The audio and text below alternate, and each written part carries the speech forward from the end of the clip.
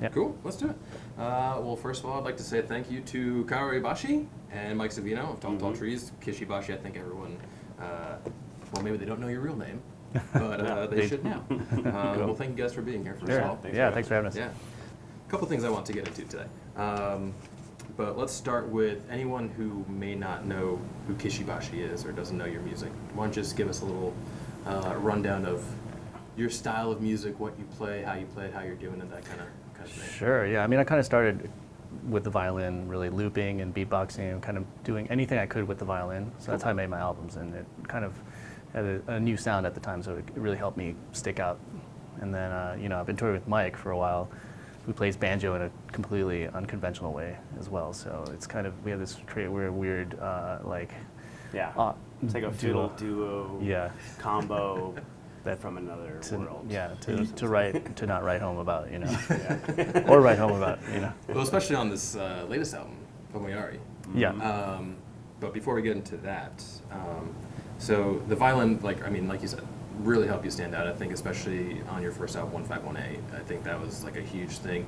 People were that style of music was really starting to come around, and then you kind of introduced this classical instrument into the mix, and they kind of, why don't you talk about, how did that work for you? And I used to tour with this band called Of Montreal, and then I played violin in that, and then before that was Regina Spektor, and I played violin in that, and so I didn't realize, before that I just wanted to be a rocker, with guitar, write songs on keyboard, but I started realizing as I was struggling as a songwriter that I was basically being hired as a violinist, and so I challenged myself to hire myself to write violin-esque songs, and that's really what kind of started it. Yeah. You were playing guitar, you were hired as a violinist for these other bands. Yeah, I always been like an improvising violinist. That's what I was like, my specialty. Yeah, so, but how did you get started playing the violin or music in general? Is there any schooling behind it? What's your background like with music? Oh, I was like, typical Asian kid, like stereotypes. True sometimes. You need to play violin. But I actually liked it, and so I kept it with me, and it was my professional instrument, for a long time. I went to studied jazz violin. That was my big thing. And actually, that's where we met in New York. We played. Awesome. He's a bass player, actually. Yeah, I play bass as well. Yeah. So we had jazz combos in New York for tens and tens of dollars. We'd make a night every night. Yeah. To split. Yeah, $20 between the two. Plus food. Maybe sometimes. one drink. Sometimes. Maybe one drink. Half price food. So let's talk about. Well, let's talk about the recording process before we get into the actual albums. What is that like for you? So you're going in with these loops, and you're starting with beatboxing, and especially the first album is kind of has a broad variety within it. It has the loops and it has the violin, but it also has these folky moments to it, and it kind of much more classical moments to it as well.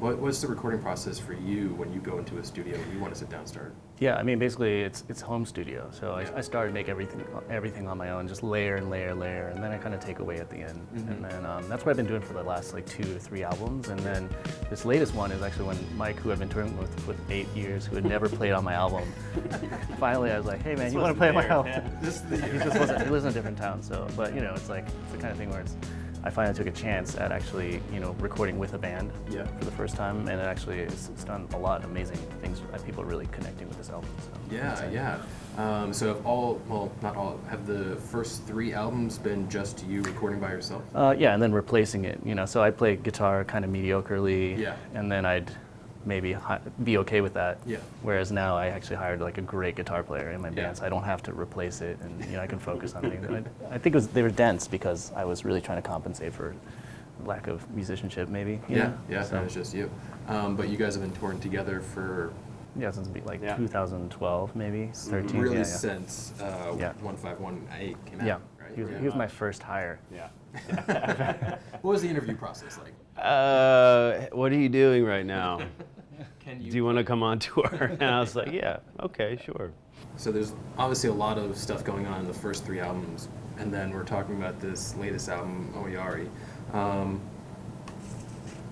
The definition, there's not a real tight definition. It's kind of like a loose definition in Japanese, right? Yeah, Omoiyari, it's about compassion or empathy for another person, like a stranger, so that you can actually become a more compassionate person. And it kind of sums up a lot of the all the turmoil that I've felt, in the couple, either political or social, all these things that I've, for the past couple of years, yeah. Yeah, and so I mean, it has that political underlying to it, Sure. right?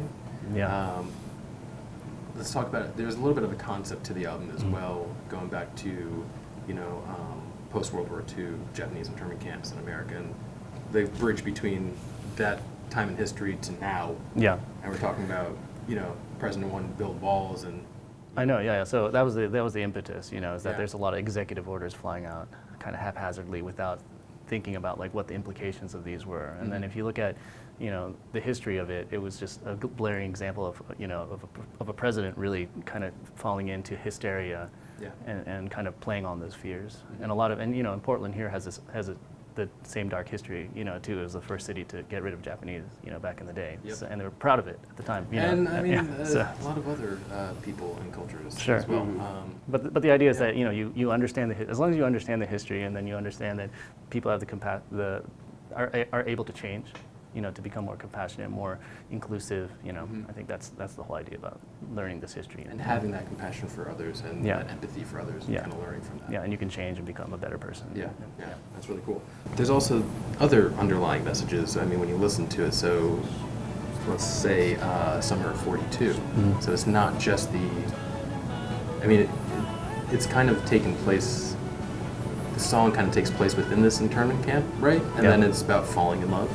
Yeah, so like, it's, history is one thing, it could be dusty and it could be a black and white photo, but then if you look at what's actually happening, it's like love, loss, desire, these are all things that are really the humanistic traits that you can relate to, so I think that's what as a songwriter, that's I feel like that's what I could tap into to kind of bring that message in a contemporary way so that listeners could actually understand what might have been like that. In fact, they're the same people back then as they are now. Yeah.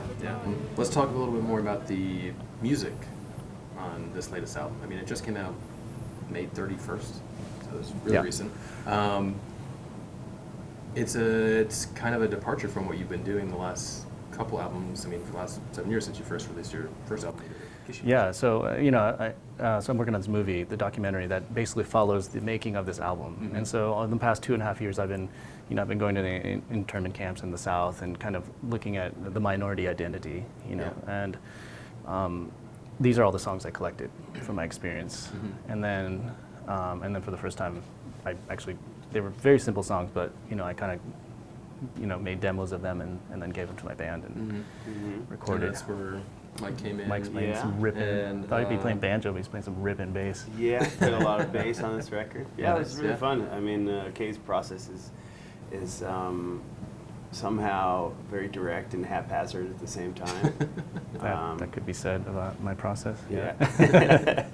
Yeah, but it was very loose, actually, surprising considering the short timeline that we did it. We recorded in Asheville, North Carolina, where I live. Cool. So there's this beautiful church studio called Echo Mountain that we did it. Really cool. And I mean, I think we rehearsed once. It was very immediate, kind of like. It was really stressful. It was stressful? Yeah, extremely stressful. Yeah. It was 5 days of recordings. Oh wow. Which is that's quick for a full album. I mean, it's what, 9-10 songs on the album? Yeah, so it's 2 songs a day. Yeah, that's a lot. A lot of pressure to get it done. Even 1 song a day is a lot. Man, hiring a band is expensive. It's kind of like. Yeah. I'm guessing you visiting these internment camps and going to Japan and these types of things, I mean, is that what influenced the more folky sound that we're hearing on this latest album? I think. Or is it just, did it feel like a natural progression to you to go that way? Yeah, I didn't think really, about the sound of it. The sound is really a consequence of the actual recording process. So whatever music I'm excited about, I went that direction. And it just happened to be a lot of acoustic sounding things. And did the recording studio, I mean, you said it was an old church, right? So I'm sure it's big and echoey and kind of it had this great vibe and Jesus was looking down at us at all times. Right. Well, that's where the pressure came from. That's pretty that guy. Yeah. And so again, this is the first time that you're actually collaborating with Mike and then another guy named Nick.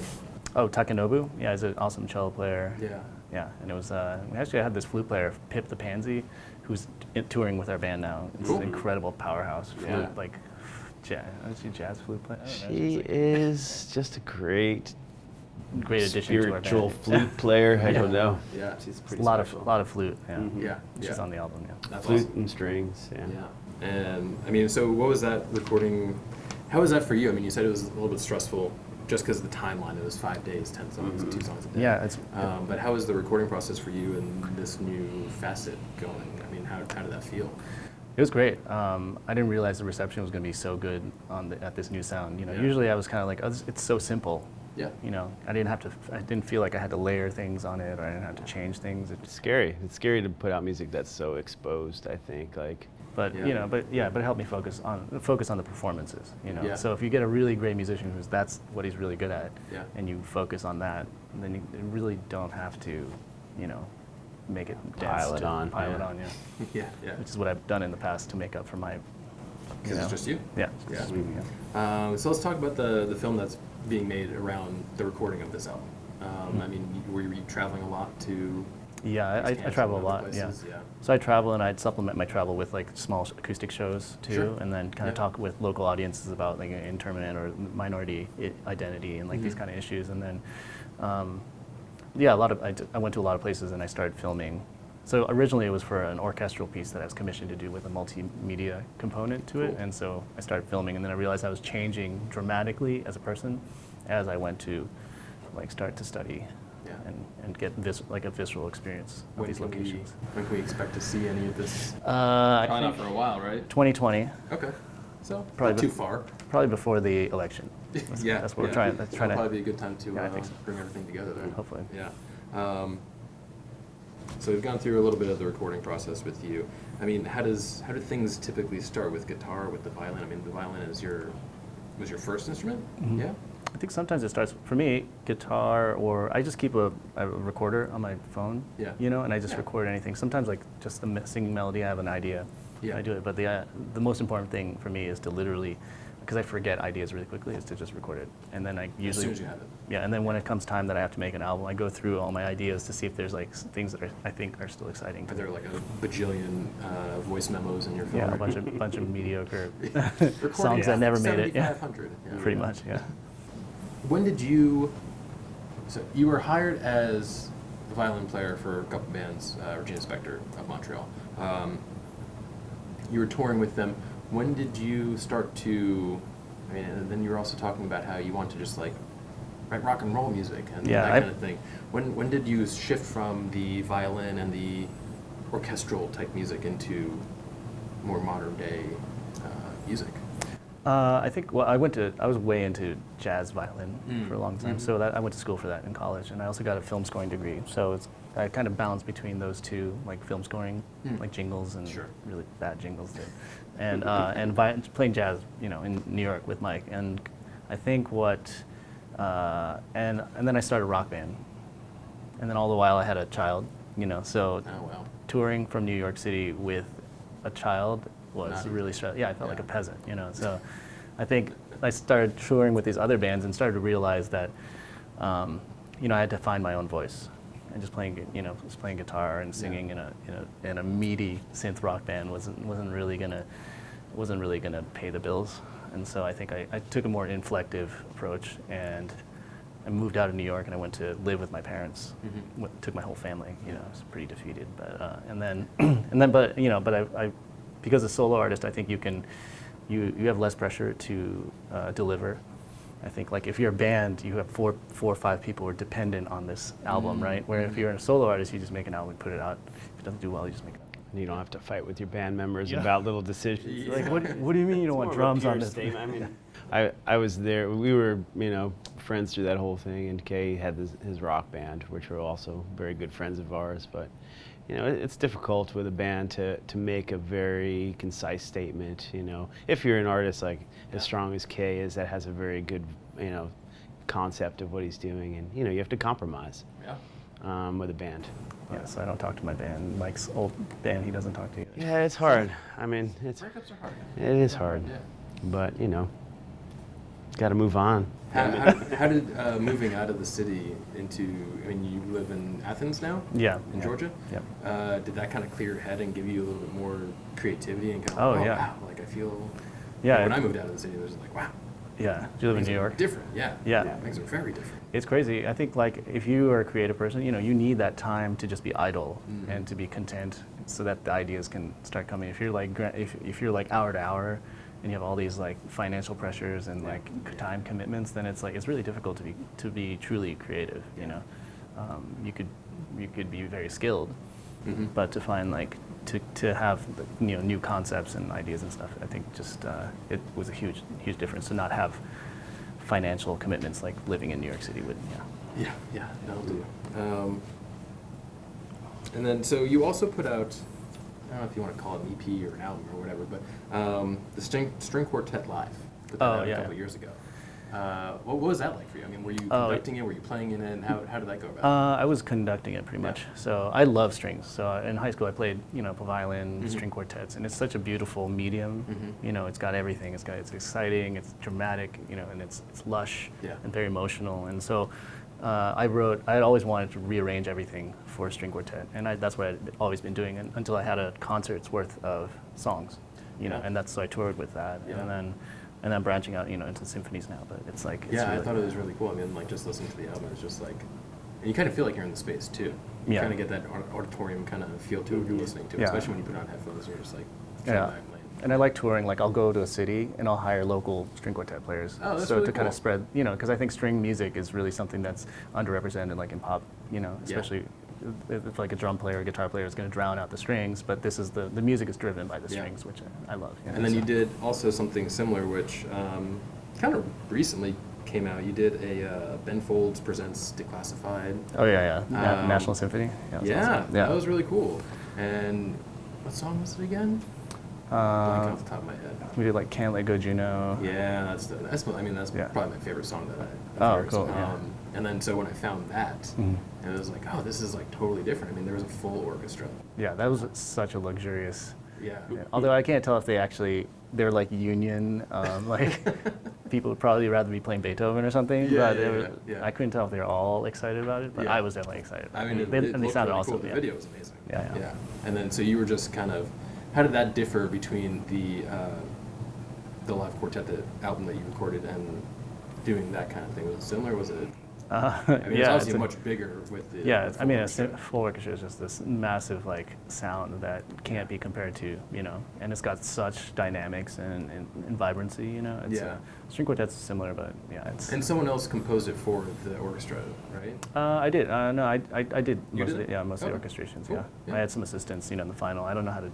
The brass was, you know, tuba and like. I'm a little shaky on that, so I had some assistants there, but for the most part, it was my orchestration. I love that you can go from these like looping beatbox, you know, kind of electronic indie sounds to this full orchestra sound. Yeah, it actually it helps my touring. It really translates very well, I think. Yeah, it's been fun to do the string quartet stuff because most of the string players that we hire in other towns are like, oh, it's so nice to play this like challenging music because a lot of times singer-songwriters bring in a string quartet and they're just playing whole notes and it's they're called footballs. Because they're just whole notes on the thing. And you know, I mean, this music is challenging for them, so I think they get excited about it. You know, Yeah, that's awesome. And it's good for me. Like I can do a rock band tour with confetti cannons, and then like a year later, I can come back with a string quartet and sit down venue, and it's like people. And so the show that you're doing tonight at the old church, I mean, what kind of vibe are you looking for with that one? Yeah, so it starts as sit down. It ends up being a party at the end, but that's that. But we'll come back to Roseland, you know, with a party with our cannons. Yeah, you're going back in the fall, right? Yeah. I just saw that email come out. Stage diving. Yeah. I might do some stage diving. Yeah. I have a stake violin that I play. I might bring that back. That's awesome. Yeah. So that was another thing I had listed over here is stake violin. Not stake violin necessarily, but Violin Tsunami off your latest album. I read a little bit about how that violin was created just for you, or built just for you. It was one of my friends who's basically been dying to like give me a violin, you know, or get me to like one of his violins, and he's this violin he recently created is incredible. It's like easy to play, and it's actually got me really excited about playing violin again, you know, and so I use that as the inspiration. And he built it. He built it, after the tsunami. He was making it during the Fukushima disaster was unfolding in Sendai in Japan, the tsunami. And so it was interesting to me that how he embodied the spirit of the suffering and of the survivors, and into the making of the violin. Yeah. He's a Buddhist priest. Well, he's ordained. I don't know if he practices. And so do you use that violin a lot? I mean, it was used for that song, correct? I have it at home, and it's not a touring instrument per se. It's a really nice instrument. Yeah. I think that's just such a cool story. I mean, it was built like during the tsunami. Yeah, he just happened to be making it at the time. But embodying the spirit into an object, that's a very Shinto Japanese thing, which I didn't really, as a American raised, Christian raised person, is kind of never really. It sounds like voodoo to me. Yeah, but it's kind of. But it sounds a little witchcrafty at times. But it's beautiful. I love the idea of that. Yeah, I like that too. Yeah. So let's talk about. We kind of touched on it with Summer of '42 earlier, but there seems to be this message of love that comes across in a lot of your songs, across all 4 albums.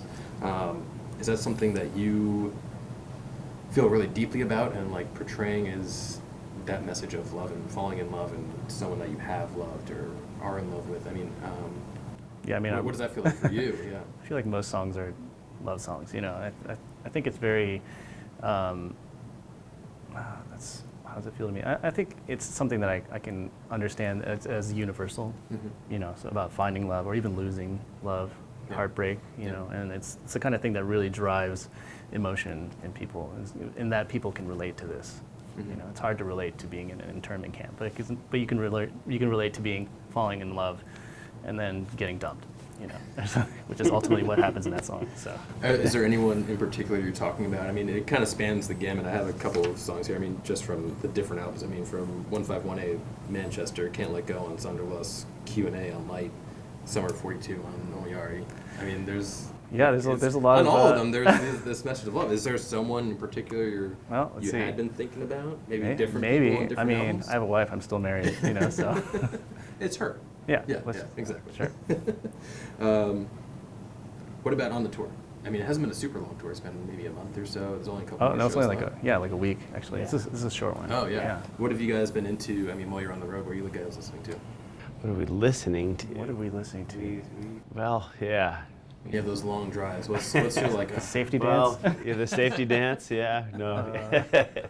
Yeah, it's funny because just being on the road, we don't have a lot of time to do things. Like we just it's like kind of Groundhog Day, It's like wake up, try and find something decently healthy to eat, and then we're just loading gear and then we're waiting and emailing and Instagram storying and hanging out with us. Yeah, and totally and doing promo. Yeah. But it's something you have to save your energy for the right moments, Otherwise, you'll just burn out pretty quick. Yeah. So sorry about that answer. Yeah. So again, there's only a few more stops on this tour. Yep. Album just came out 2 weeks ago. What is next for you guys? Are you going to collab on some more music? Maybe take a break. Oh, we have a whole nother massive fall tour. Yeah. So we'll come. So we're coming back to Roseland in October. Yeah. Yep. And that's like a 6 weeks of touring split in half. Nice. US, and then we're going to Europe, and then probably eventually Japan, Australia. So take a little nap before you start that big. That big lots of naps. Yeah, Red Bull and naps. Yeah. Naps then Red Bull. So. Yeah.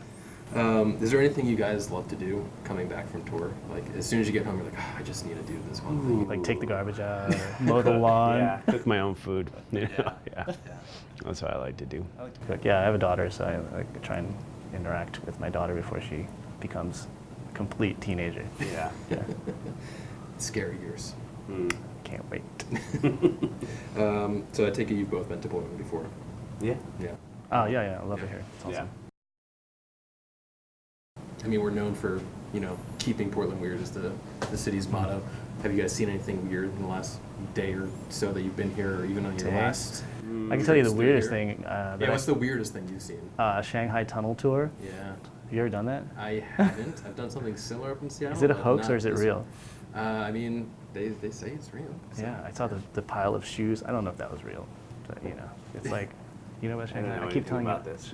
They used to Shanghai comes from Portland, where they basically take you On a boat, boat for the opium trade. It goes to Shanghai and back. It takes like 5 years. Yeah, there was tunnels built underneath the city so people could easily get from the water to downtown. Yeah, but they'd like, you go to a bar and then they'd be like, and then you get drunk and then the trap door comes out under you and then you're, next thing you know, you're on this boat. And you have to work or something? Is that You're like a slave on a boat ship.